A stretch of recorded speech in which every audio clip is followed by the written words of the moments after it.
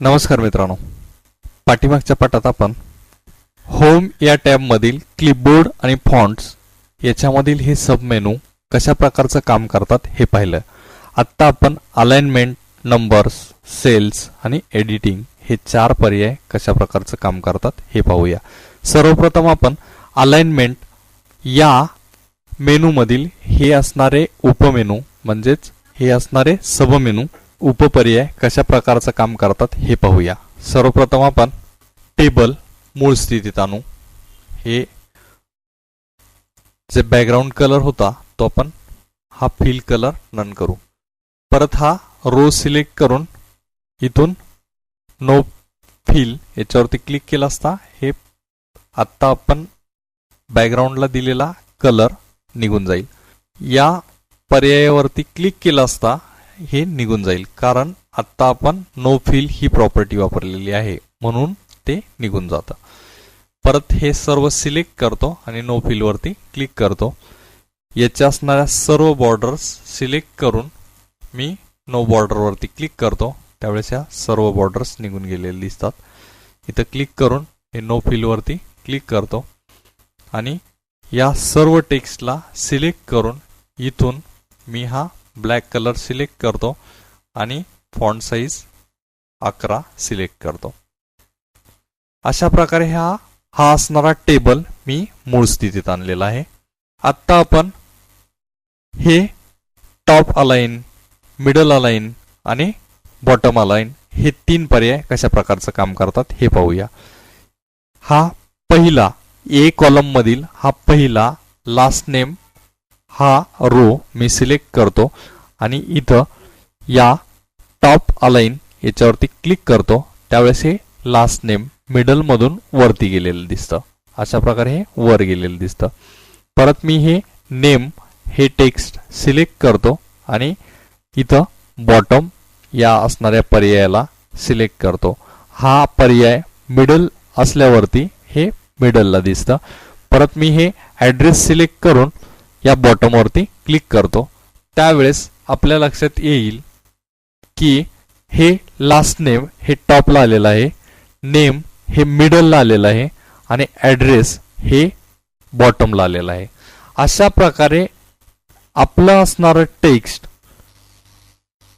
त्या रो मधील किंवा त्या कॉलम मधील असणाऱ्या बॉक्समध्ये मिडल, बॉटम किंवा टॉपला अलाइन करण्यासाठी हे तीन पर्याय मदत करत असतात. आपण हे सर्व टेक्स्ट सिलेक्ट करू आणि या मिडल या पर्यायावरती क्लिक करू. त्यावेळेस हे सर्व टेक्स्ट मिडलला आलेलं दिसतं. हे असणारे रो वाढवले असता आपल्याला लक्षात येईल. हा रो वाढवला असता इथं आपल्याला हे मिडलला आलेलं दिसतं. प्रत्येक रो वाढवून पाहिला असता आपल्याला हे प्रत्येक टेक्स्ट मिडलला आलेलं दिसतं. अशा प्रकारचं टेक्स्ट मिडलला किंवा टॉपला किंवा बॉटमला अलाइन करण्यासाठी हे तीन पर्याय मदत करत असतात. हे मी सर्व सिलेक्ट करतो आणि परत टॉप वरती क्लिक करतो. त्यावेळेस हे सर्व टॉपला अलाइन झालेलं दिसतं. हे टॉपला अलाइन झालेलं दिसतं. अशा प्रकारचं टॉप, मिडल आणि बॉटम अलाइन करण्यासाठी हे तीन पर्याय मदत करत असतात. त्यानंतर आहे वॅप टेक्स्ट. वॅप टेक्स्टनी हे कॉलम असे वॅप करता येतात. हे लहान केला आणि सर्व सिलेक्ट करून वॅप टेक्स्ट वरती क्लिक केला असता हे असं दोन लाईन मध्ये झालेलं दिसतं. इथं पाहिलं असता इथं डबल क्लिक केला असता हे असं दोन लाईन मध्ये झालेलं दिसतं. वॅप टेक्स्टनी लहान असणाऱ्या कॉलम मधील टेक्स्ट आपण दोन ओळीमध्ये बनवू शकतो. अशा प्रकारचं हे वॅप टेक्स्ट हा पर्याय मदत करत असतो. क्लिक केला असता परत हे एक लाईन मध्ये आलेलं दिसतं. वॅप टेक्स्ट वरती क्लिक केला असता हे ऑटोमॅटिक याची हाईट वाढून आपल्याला हे दोन लाईन मध्ये झालेलं दिसतं. परत मी वॅप टेक्स्ट वरती क्लिक करतो, हे एक लाईन झालेली दिसते. परत क्लिक करतो, हे दोन लाईन ऑटोमॅटिकली झालेले दिसतात. अशा प्रकारे खूप सारं टेक्स्ट आहे. हे मी सर्व सिलेक्ट करतो आणि कॉपी या ऑप्शन वरती क्लिक करून परत पेस्ट पेस्ट पेस्ट असं 2-3 वेळा पेस्ट करतो आणि पाहतो तर हे टेक्स्ट व्रॅप झालेलं दिसतं. परत मी या व्रॅप टेक्स्ट या पर्यायावरती क्लिक करतो त्यावेळेस हे सर्व सिंगल लाईन मध्ये ही खूप मोठी लाईन झालेली दिसते. आणि हा कॉलम लहान केला असता आणि व्रॅप टेक्स्ट सुरू केला असता हे लाईन या असणाऱ्या लाईन्स झालेले दिसतात. परत लहान केला तर हे लहान झालेलं दिसतं. अशा प्रकारे हे मल्टिपल लाईन म्हणजेच एकाच छोट्याशा कॉलम मध्ये खूप सारा डेटा आपण असं व्रॅप टेक्स्टनी बसवू शकतो.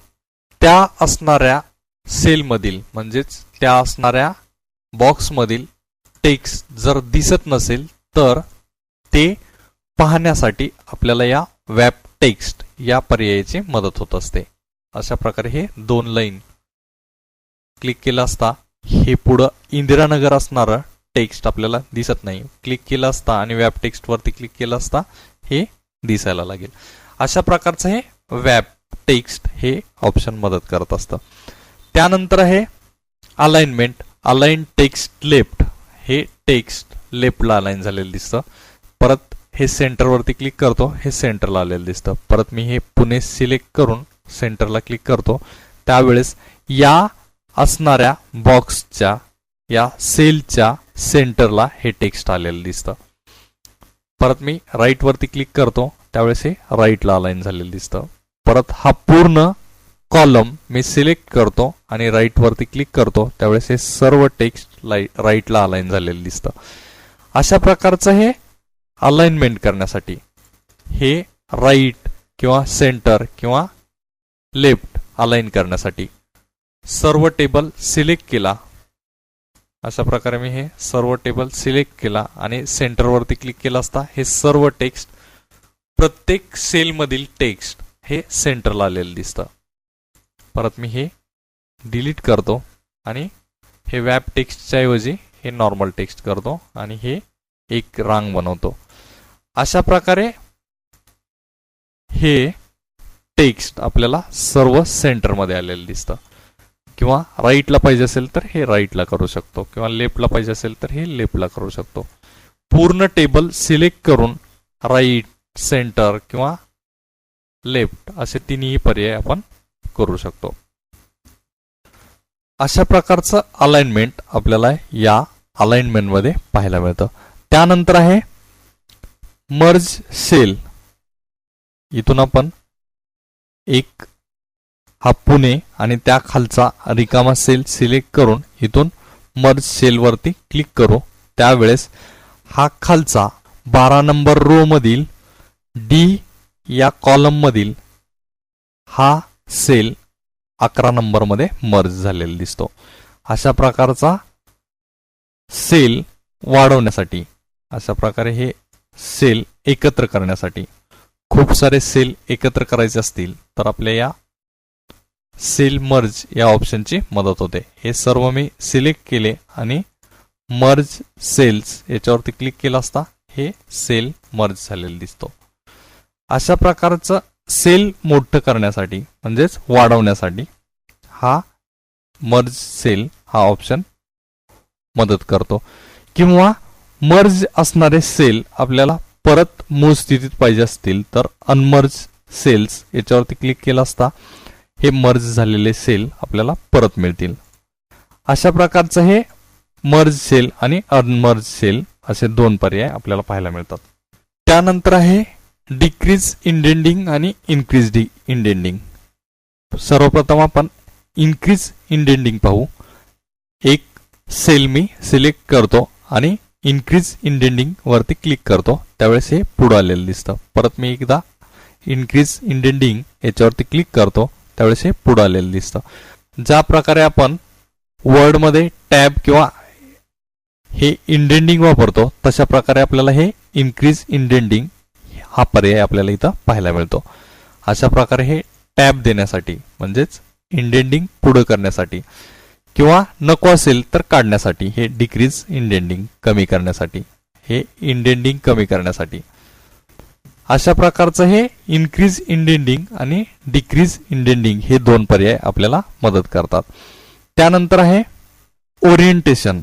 इथून आपल्या असणाऱ्या टेक्स्टचं ओरिएंटेशन आपण चेंज करू शकतो. क्लिक केलं असता ही टेक्स्ट आपल्याला चेंज झालेली दिसते. अशा प्रकारचं हे ओरिएंटेशन चेंज करण्यासाठी अशा प्रकारे हे टेक्स्ट आपण चेंज करू शकतो. हे मोठं केलं असता हे सर्व एका रांगेत आलेलं दिसतं. परत मी हे टेक्स्ट हे जोशी असणारा टेक्स्ट सिलेक्ट करतो आणि इथून हा रोटेट टेक्स्ट डाऊन याच्यावरती क्लिक करतो, त्यावेळेस हे डाऊनला आलेलं दिसतं. अशा प्रकारचा टेक्स्ट वेगवेगळ्या अँगलमध्ये चेंज करण्यासाठी अशा प्रकारचा हा अँगल चेंज करण्यासाठी आपल्याला या ओरिएंटेशन या ऑप्शनची मदत होत असते. इथून आपण जो हवा आहे त्या अँगलमध्ये आपलं टेक्स्ट बनवू शकतो किंवा फॉर्मॅट सेल अँगल याच्यावरती क्लिक करून जो हवा आहे तो अँगल आपण टाकू शकतो. 15 टाकला आणि ओके केलं, त्यावेळेस हे 15 अंशाच्या कोनात हे नाव आपल्याला या सेलमध्ये आलेलं दिसतं.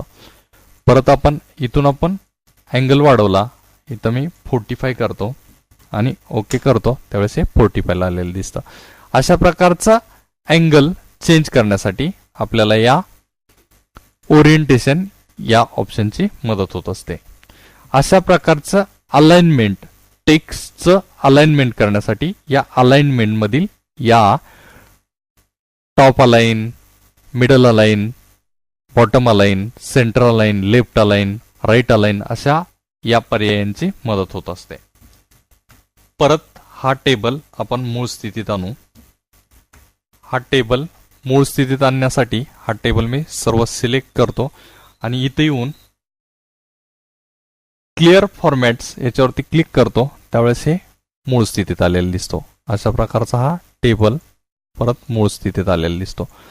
त्यानंतर त्याच्याच पुढे असणारा ऑप्शन म्हणजे नंबर मध्ये आपल्याला इथं जनरल मध्ये नंबर, करन्सी, अकाउंटिंग असे वेगवेगळे पर्याय पाहायला मिळतात. हे वेगवेगळे पर्याय कशा प्रकारचं काम करतात हे पाहूया. त्यासाठी आपण या एफ कॉलम मधील पहिल्या रोला इथून करन्सी हा पर्याय चूज करू. करन्सीवरती क्लिक करतो आणि इथून मी एक अंक टाईप करतो 250 आणि खालच्या रो वरती क्लिक करतो. त्यावेळेस ही डॉलर साइन ही असणारी डॉलरची साइन ऑटोमॅटिकली लागून पुढे 250च्या नंतर डॉट येऊन हे 2 शून्य ऑटोमॅटिकली लागलेले दिसतात. अशा प्रकारचा करन्सी हा करन्सी पर्याय आपल्याला पाहायला मिळतो. इथं परत क्लिक करतो. हे जनरल असणारा पर्याय तसाच ठेवून मी इथं टाईप करतो 250 आणि परत या खालच्या रो वरती क्लिक करतो आणि पाहतो तर हे 250 मला तसंच दिसायला लागतं. त्याच्या समोर अशा प्रकारची ही डॉलर साइन किंवा 250 असं काहीही लागलेलं दिसत नाही. परत मी या 3 नंबरच्या सेलला सिलेक्ट करून परत करन्सीवरती क्लिक करतो आणि इथं 240 टाईप करून बाजूला क्लिक करतो. त्यावेळेस हे डॉलर आणि हे 240 आणि पॉइंट आणि पुढे 2 शून्य लागलेले दिसतात. अशा प्रकारचं हे करन्सी म्हणजेच करन्सी लावण्यासाठी आपल्याला या करन्सी ऑप्शनची मदत होते.